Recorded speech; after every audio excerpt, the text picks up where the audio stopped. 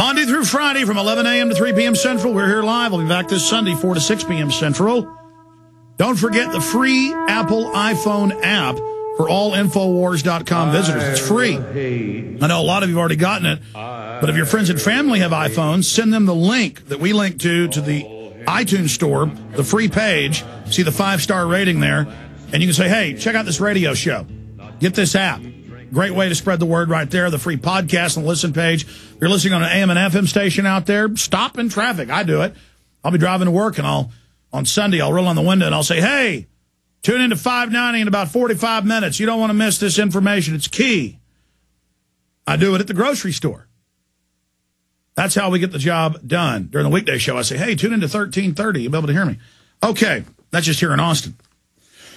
We're going back to Bob Chapman in a moment, and then your phone calls. They'll be all over the map, but that's fine because Bob can comment on all of it. I want to tell you about a few of the sponsors that have made today's radio show possible. One of them is eFoodsDirect.com, the best storable foods company out there. I bought storable foods from a few other places, and it had MSG in it, or was made outside the country, or was 10 years old. And so I did research and found out eFoodsDirect.com, the J. Michael Stevens Group, is the oldest, the biggest, the best, non-GMO, non-hybrid. They've got ready-made meals. They've got the raw materials, and it's all made, on a monthly basis. It's brand new, high quality food, lasts more than 10 years, in non-climate controlled. In climate controlled, 10 years in non-climate controlled. Like in my garage, it'll last 10 years. Really longer, but they say 10 years. eFoodsDirect.com. You'll never stand in a bread line if you have your own bread. With all this craziness, you need to get prepared. eFoodsDirect.com. This is insurance you can eat. 800-409-5633. Also want to tell listeners about FrontSight.com, like the front of your rifle, the premier private firearms training, no drill instructor or tough guy attitude, family fun, handguns, rifles, shotguns, 2-day, 4-day, 5-day training. It's outside Pahrump, Nevada. Got great facilities to stay at nearby, or you can find out a lot of stuff there on the site. You can videos, audios, a free newsletter, FrontSight.com. That's FrontSight.com. You can attend 5 days of world-class gun training at Front Sight Firearms Training Institute. Secure a 30-state concealed weapons permit, all for pennies on the dollar. Plus, if you act fast, the owner will give you a free Springfield Armory XT pistol in the caliber of your choice. So, FrontSight.com, ladies and gentlemen. Check it out today. All right, going back to Bob Chapman. Bob, I want to get to calls, but you were getting into how they're using this crisis they created to get world government. Gordon Brown, Von Rumpe, these bankers, as you know, they're all over the news bragging. We got even more power out of the banking crisis. Ha ha, the world's our oyster. The world is mine. Like Tony Montana looking at a blimp flying by saying the world is yours, and that music pumping in the background. And they're saying in all their press releases, out of the crisis, world government, carbon taxes on everything. We have this new secret UN document I want to read some quotes from in a moment. They're out in the open doing this, and you're now saying that you're moving up your timeline. This could happen this year even. If we don't succeed in having grand juries indict bankers or expose these Madoff-type people, where do we go from here? Well, I think it's going to get pretty nasty because they're going to go right along with their program. They'll have people in the House and the Senate in the United States, many of them who have been there before, who are totally paid off. And everything that the bankers and Wall Street and other powerful people behind government want to happen will happen, and we'll be enslaved for generations. It'll be the beginning of the end. Just like Argentina. Which is getting worse again, and they're really in for real trouble again. It's only been 10 years since their last default and devaluation, and it's going to happen again. And it's the leadership in the country. They just the new group, the president, and then his wife became president. They're just looting the country. It's terrible. And Buenos Aires is not the way it used to be.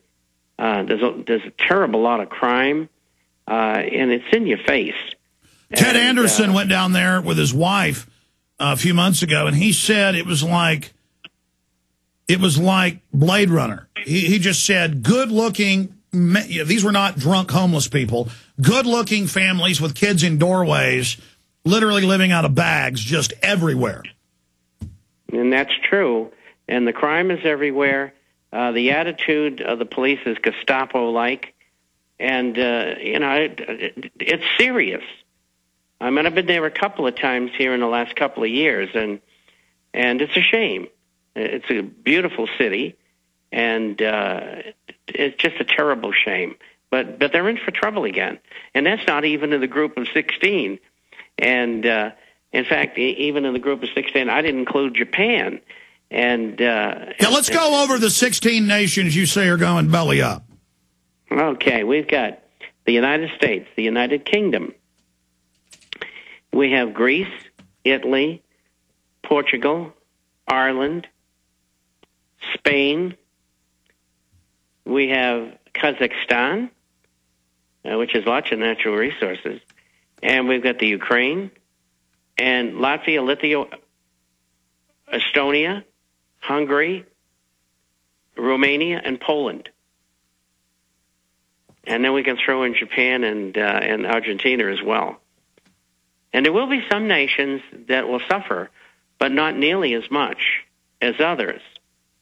I think Australia and Canada and Switzerland and Norway will do reasonably well under the circumstances.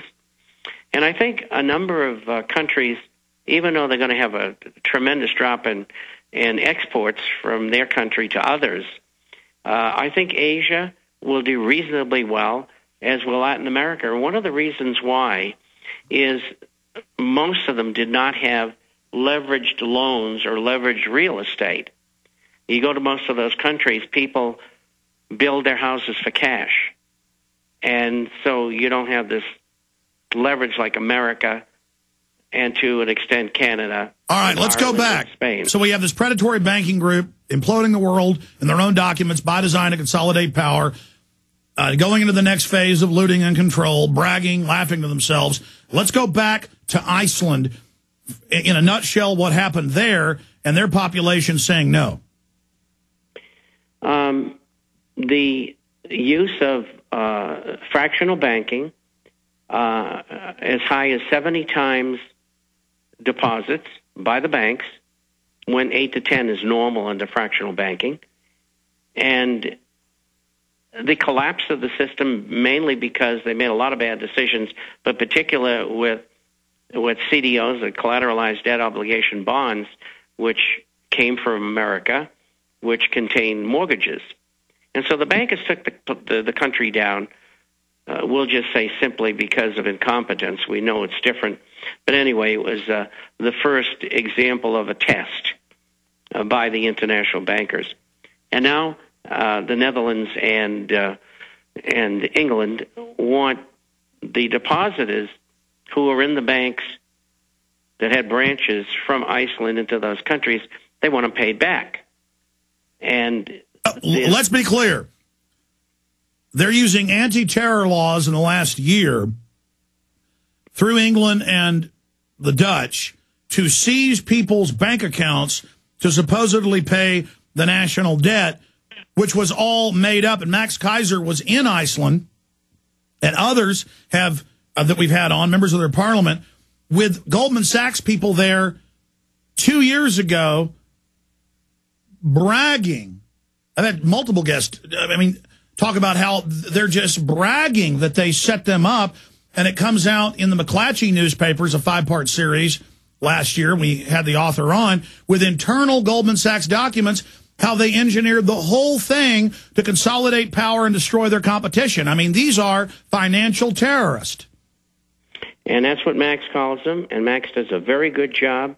I carry his tapes like I carry yours in my publication every week because I want to get the word out by people like yourself and Max that I can't do because I don't have the time, and it's wonderful information, so it goes in there. And so they want the people of Iceland, and there's not very many of them, to pay this money back. And the negotiations are broken down. There's a referendum coming in Iceland. Do we pay these people or don't we?